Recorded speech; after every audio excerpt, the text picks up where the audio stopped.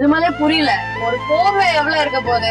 100 ரூபாய் போர்வை கூட அவங்களால வாங்க முடியலன்னா இது கூட வாங்க முடியாத அளவுக்கு இருக்காங்களா என கேட்ட பிரபலம். இப்படி சில டைம் சேர்த்து இருந்தாலும் அது சாப்பாடுக்கு யூஸ் பண்ணிக்கிறாங்க. Because meal is more important than the blanketல. 100 ரூபாய் இருந்தா அவங்க அன்னைக்கு சாப்பிடுவாங்க. அதனாலதான் இதை விட வயிற்றுக்கு முக்கியத்துவம் கொடுக்கப்படுது. கேட்ட உடனே அடுத்த கணமே ஐஸ்வர்யா ராஜேஷ் செய்த செயல்.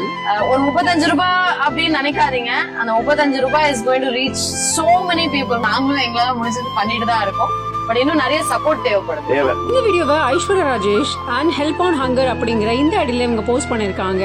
சும்மா ஒரு வாக்கிங் மாதிரி போயிருக்காங்க. அந்த இடத்துல நிறைய பேர் போர்வையே இல்லாம கொசுக்கடியில தூங்குறத பாத்திருக்காங்க.